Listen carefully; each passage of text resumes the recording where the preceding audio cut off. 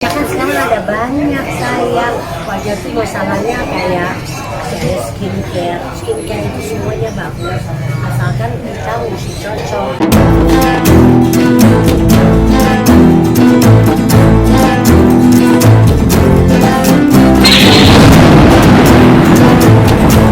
Jadi kalau menurut Mama Ina, kalau kita mau tampil itu sebenarnya kita harus pastinya harus disesuaikan dengan usia kita juga. Namun gimana caranya supaya bisa diterima oleh anak-anak muda kayak apa sih gitu kan ya.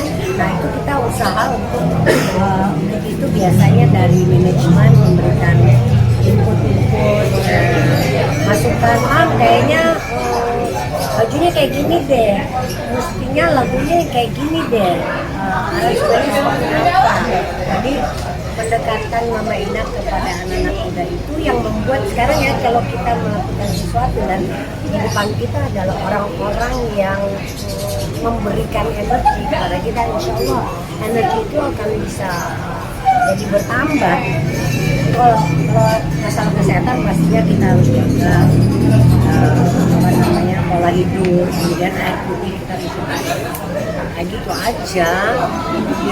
Kalau kita happy, everything will be good. Jadi kita akan healthy, kita akan sehat. Kayak ada yang namanya pengen share sama kalian ya. Kalau kalian makan dalam keadaan happy, makanan itu akan menjadi energi untuk kalian, kita. Tapi kalau kita unhappy, kalau kita nggak happy, makanan itu bukan menjadi energi, tapi menjadi fat, menjadi suatu hal yang buruk ada di dalamnya. Misalnya Mama Ina, tadi kan kecantikan mulut dan wajah nih. Sekarang kalau untuk rambut sendiri seperti apa sih perawatannya? Rambut, ya cuci rambut. Iya. Enggak, kalau rambut mungkin ya. Pertama memang kita harus rawat rambut itu dengan shampoo yang cocok. Kemudian ada rawatan-rawatan yang khusus. Tapi yang lebih jelas kayaknya nih menurut Mama Ina, kalau urusan rambut itu ada genetik turunan. Jadi kalau memang genetik kita memang bisa banyak rambutnya kuat, ya udah. Tapi banyak juga yang sudah menjaga tapi juga nggak bisa banyak, bisa menahan dari kerontokan karena itu ada hubungan sama genetik. Itu yang Mama tahu. Perawatan wajah sendiri itu gimana? Kalau wajah ya, wajah kan sekarang ada banyak sayang wajah tuh masalahnya kayak skincare itu semuanya bagus asalkan kita mesti cocok, segala sesuatu kita cocok apa enggak.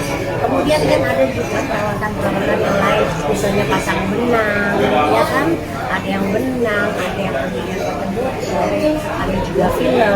Mama Ina lakukan itu juga.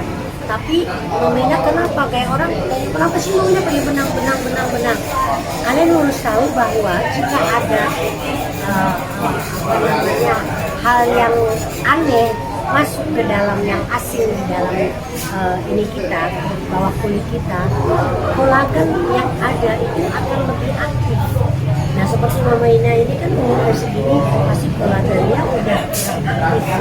Nah dengan adanya misalnya benang yang masuk itu ada benda asing itu mengaktifkan kolagen otomatis. Jadi kolagennya berproduksi banyak, kita akan kulitnya akan jauh lebih mudah lagi. Jadi bukan cuma semata-mata benang ya.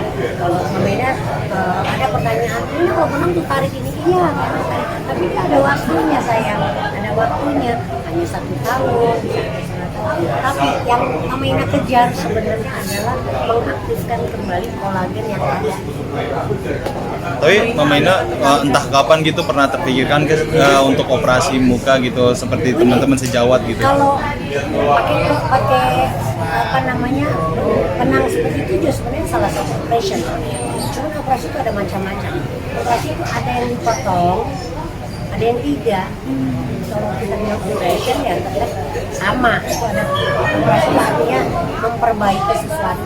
Tapi kalau misalnya potong, Mama Ina nggak mau, bukan apa-apa. Ya setiap orang punya hak dan mau dan tidak mau. Kalau Mama Ina dapat informasi dari dokter, kebetulan adalah suami dari sepupunya. ya.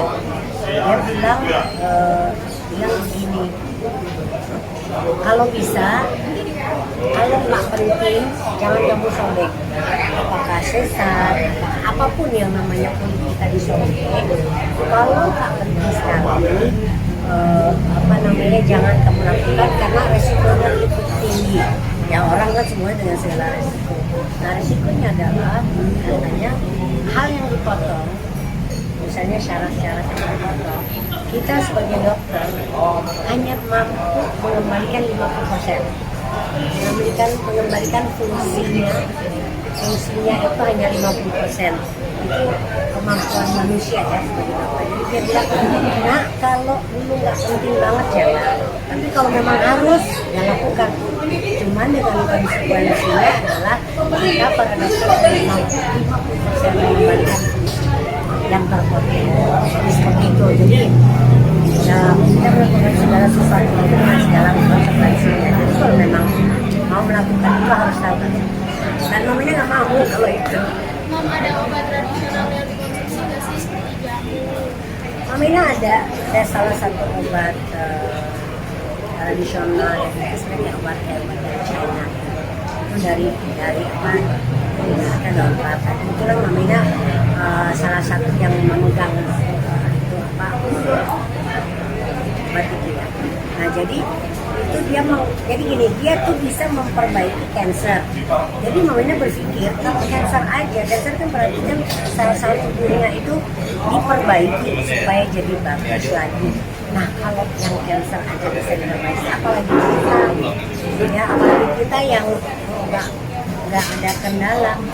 Kalau sel-sel tubuh kita diperbaiki, baiknya buat kita. Jadi mamanya mengkonsumsi itu untuk memperbaiki sel-sel tubuh. Ya otomatis ya